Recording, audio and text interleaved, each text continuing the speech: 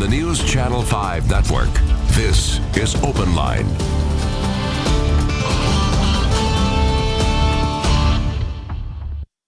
Hello, everyone. Welcome to Open Line. Fascinating topic tonight. We're going to dive deeper into a story that I did Sunday night after the Super Bowl, talking about Wall Street investment firms buying up single-family homes in Nashville, turning them into rental property, and what impact does that have on neighborhoods, on affordable housing, and on what we all pay for housing and home ownership in Nashville and across the country, because this is happening everywhere, but it's really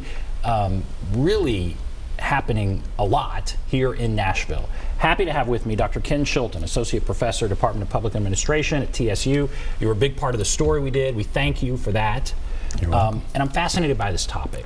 So in a moment, we're going to show the story that aired Sunday night. Okay. But set this up for us. How long have you been studying this, and kind of what led you to it? All right. Yeah, I stumbled upon it reading kind of like a Nashville scene, but it's the Charlotte version. And in Charlotte, North Carolina, there was a researcher who wrote about this growing trend of American homes for rent, and various Wall Street lender or investors who were buying up homes. And I just started playing around looking at the database in the property assessor's office here in Nashville and found out that they own a lot of properties here. And I started just digging in, trying to find out the names of the companies, trying to find out. And one of the first things I learned was the names of the companies are not always the names on the deed, which makes it hard to get a good, accurate count. So, but by doing that, I've compiled a database of basically the 7-county region in terms of the number of what we call single-family rental real estate investment trusts, REITs, in this region, and it's probably around 5,500 that I know of, and that can change daily. So you're talking 5,500 homes bought up by these kind of Wall Street investment firms, right? In our area. Yes. 5,500. In Rutherford County, there's even a percentage, right? There are a ton in Rutherford County. Yeah, that's the biggest in terms of per capita or the percentage of total single-family homes. It's over 2%. And you see that a lot near Murfreesboro, Laverne, Smyrna, going up that I-24 corridor. These companies really took off after the housing crash and the foreclosure crisis. And some of these investors decided to securitize or buy up a lot of these mortgages from banks. And some of the first ones in was a company called American Homes for Rent here in Nashville. And they own over 2,000, I believe, in the region. But they were buying them up starting in earnest around 2011, really picking up steam in 2012, 13, and 14. And when you look at the deeds, it's a really sad story. You see homes that people bought around 2005 or 2006 for $210,000 that were picked up for $150 or $160 3 or 4 or 5 years later. Now those were kind of the low-hanging fruit. Right. Since that time, since about 2015, as the housing market has recovered in terms of price and actually grown in terms of price pressure in the Nashville region, some of the ones that were initially involved aren't buying as many homes. They're still active here, but we've had the increase in a company called Progress Residential that's bought up a lot of homes. A new company that I just found out today called Main Street Renewal. They're out of Austin, Texas, who have bought up at least 300 or 400 homes in the region in the last year and a half. So it continues to grow. And these aren't flippers. These aren't mom and pop investors locally. These are real estate investment trusts, which are pools of institutional money that are invested in by pension funds and things like that.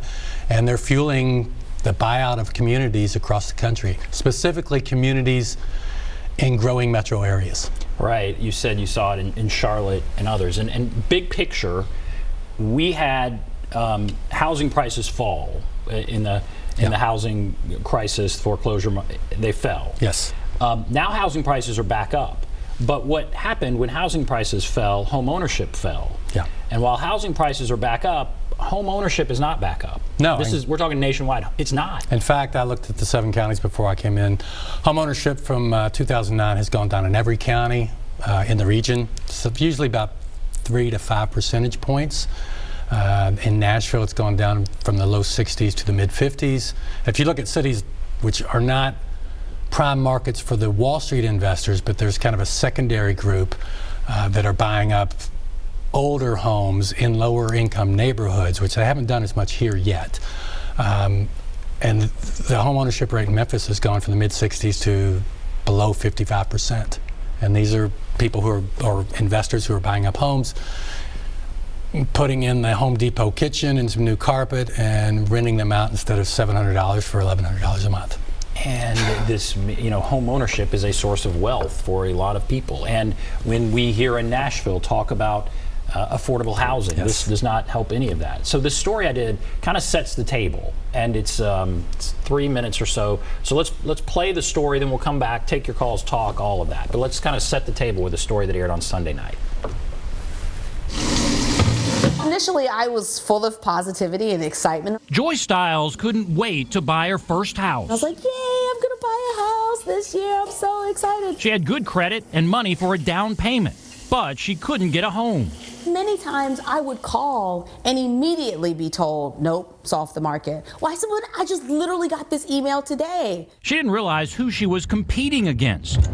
Wall Street investment companies are now flooding the Nashville market, buying homes for cash with little or no inspection, then renting them out. Historically, there's no precedent where you think these large companies are coming in and buying up our local housing. TSU professor Ken Chilton has followed the trend. Just the top 4 real estate investment firms now own more than 5,000 homes in Middle Tennessee, with nearly 700 homes in Williamson County, 1,000 in Davidson County, and more than 2,000 homes in Rutherford County. When housing and community becomes a commodity that's traded on Wall Street like pork bellies, that creates some philosophical issues. Progress Residential owns more than 1,500 homes in Middle Tennessee. You see on their website they're in other big cities. Chilton says these companies market to families with household incomes above $80,000 a year. This is not poor people housing. These are houses that are $1,800 to $2,500 a month. Is the American dream dying? Well, the American dream's been dying for 6 decades. Bruce McNillage has sold homes to the corporate investors. His company built this entire rental community in Fairview behind a school. So this is a 4-bedroom, 2.5-bath house. They rent for $1,800 a month. He says many families now prefer renting, but he's worried about their financial futures. In my opinion, if we don't reverse that trend, it's going to be one of the greatest societal failures of our generation. We put together this map, which shows Wall Street firms in Davidson County have bought mainly in Hermitage, Antioch, and South Nashville. If we push in further, you see they buy heavily in certain neighborhoods. This is the Antioch area, where in some cases firms nearly take over entire streets, crowding out first-time home buyers.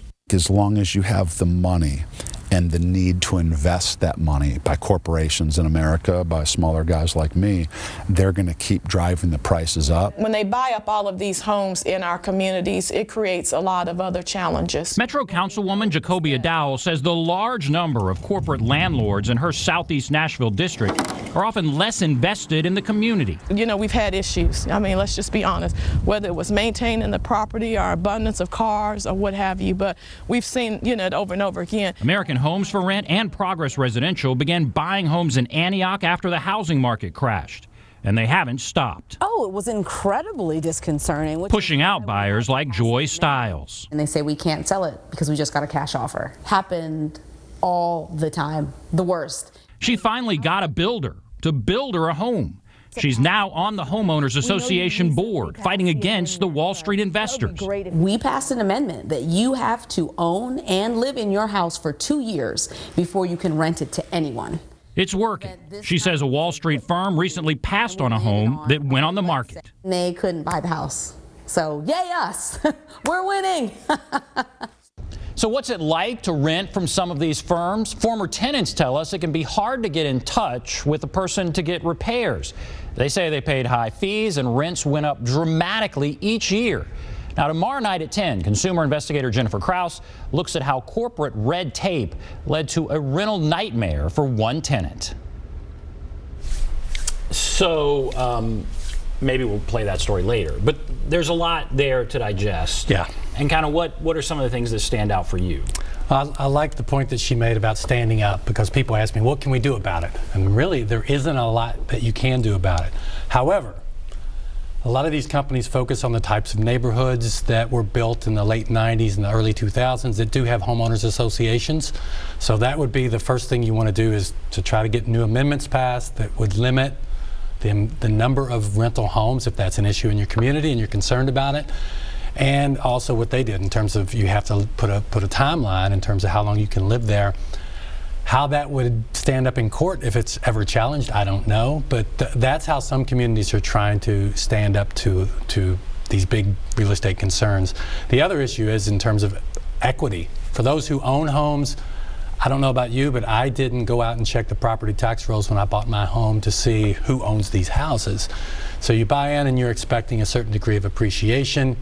We don't know whether that's happening or not, in as much as rentals or excessive number of rentals in the market might keep accumulation lower than, and that's something I want to study in the future. But how do these neighborhoods appreciate compared to other neighborhoods that are similar that don't have those types of real estate investment trusts? They're buying homes, and they're in pretty good shape. I mean, it looks like they have a routine. I mean, they buy a home, they come in. I saw some. They have new landscaping. They come in, sometimes put in new landscaping. It looks like they may put in, new utilities, that kind of thing, appliances. So they come in, they do it really quickly. They make it look nice. These are newer homes, like you said. What happens when these homes are 10, 15 years old? Good question, and a lot of them are. If you read some of the online forums that have popped up complaining about Wall Street lenders, Invitation Homes, and others, that's one of the biggest concerns. Is I'm being stuck with either the bill, things that show good. Once I've lived there for a couple months, I realize there's mold. They just did a really bad job of patching things. And then how do you get the landlord to respond quickly and effectively? You're not dealing with the mom and pop landlord who you might know. They might go to your church, they might be in your community groups, those types of things. You're dealing with large organizations that are headquartered in other cities. Now, they have local people who are involved, but from what I've read in the real estate trade magazines, individual companies need at least 200 to 2,500 units to kind of get the economies of scale to hire locally in terms of having a staff that responds. And most of these firms don't have that big a portfolio as individual firms yet. So you do lose out on the ability to just call somebody on the phone. Yeah. I mean, you're going through, there's Arizona or New York or right. whatever. It's hard to get a human being. And if you've got the type of repair that's going to require $3,000, $4,000, $5,000, there's got to be paperwork, there's got to be approvals, there's got to be, and that takes even longer. And then my question also is, what happens 10 years from now when the houses are even a little bit older? Right. This is unprecedented, so I guess we don't know. No. What are your theories or concerns about what happens in 10, 15 years? Yeah. Do these companies hold on to this? Do they dump it all at once? What's their plan? Yeah, the business model is similar to the one that caused the housing crash to begin with, but that was single-family owners using secured debt to buy up the properties. Now, of course, you've got a constant stream of rental cash to pay for that, so that is a protection in that regard. However, what happens, as you were saying, we know that a new roof can cost $10,000, $15,000, $20,000. A new HVAC system can cost $7,000, $8,000. That's built into their pricing model. You lease for 1 year. You don't lock in your lease for 4 years, and you get a cost of living increase every year that some people try to fight. Other things that people are concerned about is also related to that. The fee structure when you move out. You're expected to do things that in an apartment you're not expected to do. It's in your lease. You have to pressure wash the driveway and the sidewalks. You're supposed to do a lot of the landscaping. And most of us, I've been a renter in the past, I didn't do the landscaping and that type of thing on a daily basis, which gets to the ladies' concern about, the maintenance went down, people didn't keep the property up, they're kind of passing through. And so it creates, but long term, we simply don't know. We don't know. Let's take a couple calls. Or do we need to go to break? I guess we need to go to break, don't we? All right, if you're on the line, hold on. Kevin, David, others, hold on. If you want to call in, there's the number, 615-737-PLUS, 615-737-7587. We'll come back. We'll take the calls that are there and any others that come on board. Be back right after this.